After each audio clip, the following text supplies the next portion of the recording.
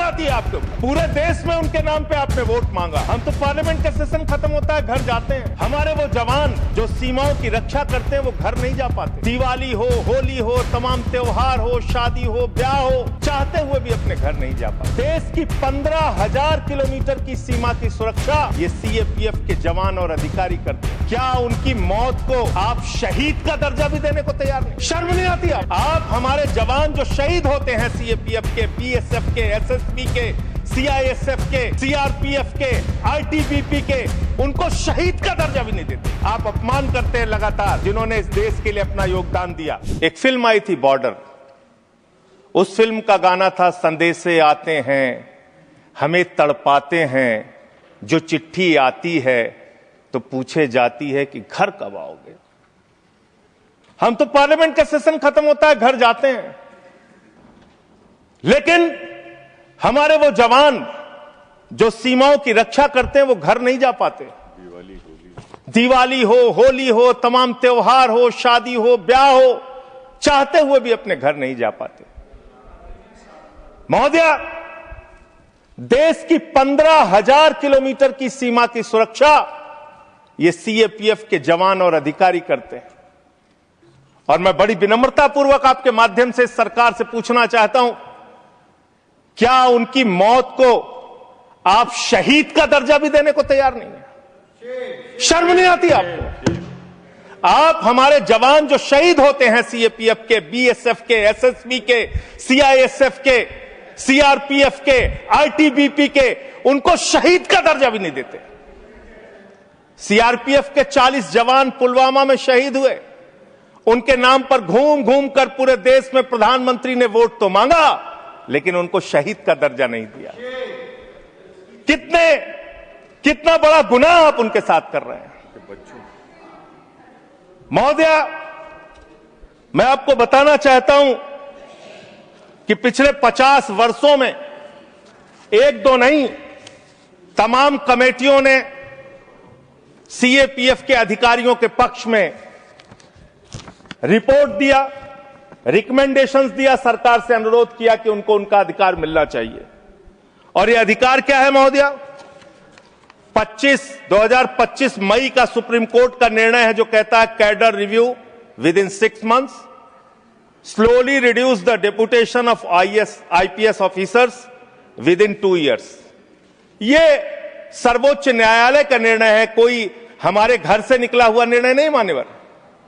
और ये सर्वोच्च न्यायालय का निर्णय है महोदया, ये लोग बदल रहे हैं, ये पूरा देश आज देख रहा है इनको। इसके पीछे कारण क्या है? वो कहते हैं कि पे लेवल 10 पे गजेटेड ऑफिसर्स के रूप में आईपीएस भी भरते हैं, यूपीएससी का एग्जाम पास करते हैं, और जो सीएपीएफ के अधिकारी हैं वो भी पास करते हैं। इसके आधार पर निर्णय आया।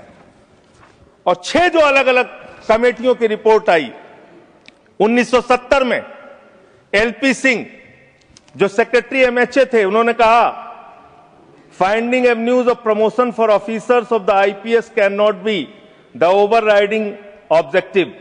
It would be very harmful to the moral of the force if in our anxiety to put IPS officers as commandants we were to deny promotion to experienced officers who have worked hard and proved themselves। फिर दूसरी report आई 66 से 77 में KF Rustam जी की first director general BSF. तीसरी report आई V G कानेतकर की 1966 में। फिर चौथी रिपोर्ट आई 2008 में आईएमएम अहमदाबाद की। फिर पांचवी रिपोर्ट आई 2015 में 7th पे कमीशन की। और 2 महत्वपूर्ण रिपोर्ट आई, मुझे लगता है चिदम्बरम साहब यहां नहीं बैठे होंगे, एक चिदम्बरम साहब की कमेटी की रिपोर्ट आई और एक एस्टीमेट कमेटी को चेयर कर रहे थे आपके आदरणीय पुरोधा भारतीय जनता पार्टी के पूर्व अध्यक्ष मुरली मनोहर जोशी जी।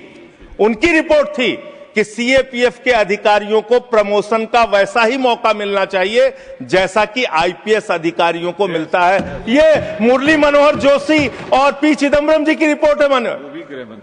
वो गृह मंत्री रह चुके हैं भारत सरकार के। इसके अलावा अब मैं इनकी शहादत के बारे में बताना चाहता हूं। उनकी संख्या जवानों की और अधिकारियों की 11 लाख है। CRPF 3,13,678, BSF 2,92,000, CISF 1,60,000, ITBP 89,000, SSB 97,000। ये इनकी संख्या है पूरे देश में। महोदया, इनकी शहादत जो हुई है आपको जानना चाहिए, पूरे देश को जानना चाहिए कितनी बड़ी शहादत है इनकी। सीआरपीएफ के 62 जवानों ने अब तक अपनी 62 अधिकारियों ने अब तक अपनी शहादत दी है, और सभी रैंक के अधिकारियों और जवानों को मिला दिया जाए तो 2290 अधिकारियों और जवानों ने अपनी शहादत दी है। बीएसएफ के 85 अधिकारियों ने अब तक अपनी शहादत दी है, और 2014 सभी रैंक के अधिकारी और जवानों ने अपनी शहादत दी है। सीआईएसएफ के एक अधिकारी ने अपनी शहादत दी है, और 126 सभी रैंक के जवान और अधिकारियों ने अब तक अपनी शहादत दी है। आईटीबीपी के 13 अधिकारियों ने अब तक अपनी शहादत दी है, और 182 सभी रैंक के अधिकारी और जवानों ने अब तक अपनी शहादत दी है। एसएसबी के 5 अधिकारियों ने अब तक अपनी शहादत दी है, और सभी रैंक को मिला लिया जाए तो 51 अधिकारियों ने और जवानों ने अब तक अपनी शहादत दी। वीर गति को प्राप्त हुए, उनको तो शहीद आप मानते भी नहीं हैं। महोदया, मैं कुछ बड़े हमले जो देश में हुए उसको बता के, जब 2001 में भारत की संसद पे हमला हुआ, यह संसद अगर सुरक्षित है तो हमारे 19 सीएपीएफ के जवानों की बदौलत सुरक्षित है। 9 जवानों ने अपनी शहादत दी। मुंबई अटैक में 160 जवान और लोग अपनी शहादत दी। कश्मीर में 2014 में 20 जवानों ने अपनी शहादत दी। 2014 में वेस्ट बंगाल के एक्सप्लोजन में 2 जवानों ने अपनी शहादत दी। 2015 में 10 पुलिस फोर्स के लोगों ने अपनी शहादत दी। पठानकोट में 7 जवानों ने अपनी शहादत दी। 2016 में उड़ी अटैक में 19 जवानों ने अपनी शहादत दी। अमरनाथ के अटैक पे 7 जवानों ने अपनी शहादत दी। सुकमा अटैक में 9 सीआरपीएफ के जवानों ने अपनी शहादत दी, और 2019 में 40 सीआरपीएफ के जवानों ने अपनी शहादत दी। पूरे देश में उनके नाम पे आपने वोट मांगा, लेकिन उनको शहीद का दर्जा आज तक नहीं दिया। महोदया, कब से इनका मामला चल रहा है और कितना खेल आपने किया इनके साथ? आप देखिए, 2010 में सीआरपीएफ के एक असिस्टेंट कमांडेंट की भर्ती होती है, 15 साल में कोई प्रमोशन नहीं। बीएसएफ के एक जवान की असिस्टेंट कमांडेंट की भर्ती होती है, 13 साल में कोई प्रमोशन नहीं।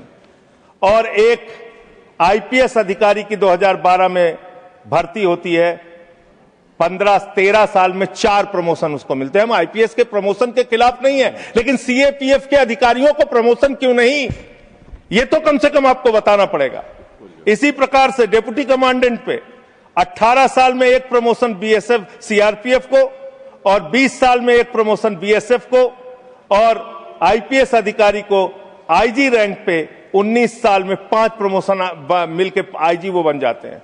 इसी प्रकार से 2003 में सेकंड इन कमांडेंट पे पहुंचता है एक सीआरपीएफ का अधिकारी, और बीएसएफ 1997 में सेकंड इन कमांडेंट बनते हैं, 1997 बैच के अधिकारी, और एडिशनल डायरेक्टर जनरल 1998 का आईपीएस बन जाता है। अब इनकी दशा क्या है मान्यवर?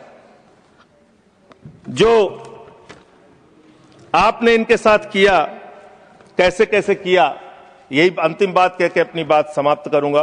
कब से ये लोग कानूनी लड़ाई लड़ रहे हैं?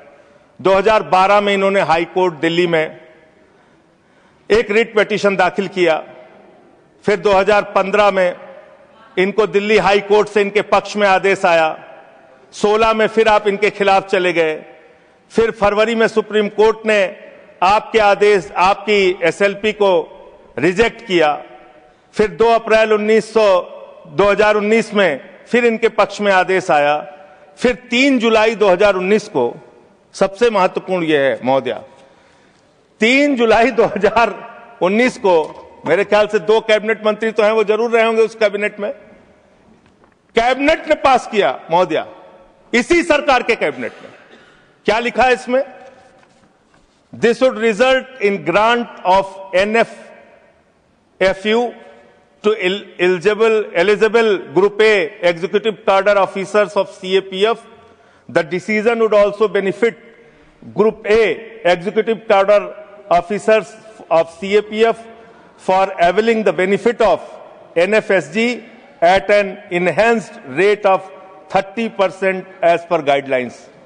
ये आपके कैबिनेट का आदेश है। कैबिनेट का आदेश आप खुद ही पलट रहे हैं। जो 2019 जुलाई में आपने इन अधिकारियों के पक्ष में एक निर्णय लिया, उसको आप खुद से पलट रहे हैं। महोदया, मैं आपके माध्यम से इस सरकार से कहना चाहता हूं, इन जवानों के साथ, इनके अधिकारियों के साथ ये अन्याय मत कीजिए। ये देश आपको माफ नहीं करेगा। ये भारत की सुरक्षा करते हैं, सीमाओं की सुरक्षा करते हैं, संसद की सुरक्षा करते हैं, एयरपोर्ट की सुरक्षा करते हैं। इन जवानों के साथ ये घोर अन्याय मत कीजिए। हालांकि आपको अन्याय करने की और अपमान करने की आदत है। स्वर्गीय बीजू पटनायक जैसे बहादुर व्यक्ति की आपने अपमान किया। आपसे बीजू पटनायक जैसे बहादुर, मैं महोदया इसी से इस विषय पर मैं खत्म कर रहा हूं। 1948 में पंजाब रेजिमेंट को युद्ध के वक्त बीजू पटनायक जी ने एक पायलट के तौर पर सीमा पे पहुंचाया था। आप उनको CIA का एजेंट कहते हैं। शर्म आती है आपके ऊपर। ये आप कर रहे हैं। आप अपमान करते हैं लगातार जिन्होंने इस देश के लिए अपना योगदान दिया। महोदया, मैं आपके माध्यम से बस खत्म कर रहा हूं, 1 मिनट में खत्म कर रहा हूं। महोदया, मैं आपके माध्यम से कहना चाहता हूं, देश पर ध्यान दीजिए, देश के लोगों की चिंता कीजिए। आज जब मैं आ रहा था तो यहां पे पता चला, आप तो कहते हैं ये देश नहीं झुकने दूंगा, ये देश नहीं झुकने दूंगा। आपके लोग पंजाब के, हरियाणा के, राजस्थान के, रूस के अंदर फंसे हुए हैं सैकड़ों दिनों से, और आज तक आप उनको ला नहीं पा रहे हैं। देश की सुरक्षा के बारे में आपको ध्यान नहीं, विदेश नीति के बारे में आपको ध्यान नहीं, आपकी विदेश नीति का कोई अता पता नहीं। बावजूद इसके आप एक बिल लेके आ रहे हैं जिससे कि अधिकारियों का हक छीनने और मारने का काम आप कर रहे हैं। मैं इस बिल के विरोध में हूं और जो अमेंडमेंट्स हमने दिए हैं उसको सरकार स्वीकार करती है और इसको बिल को सिलेक्ट कमेटी में भेजती है, तो इसका पूरा अध्ययन किया जाएगा।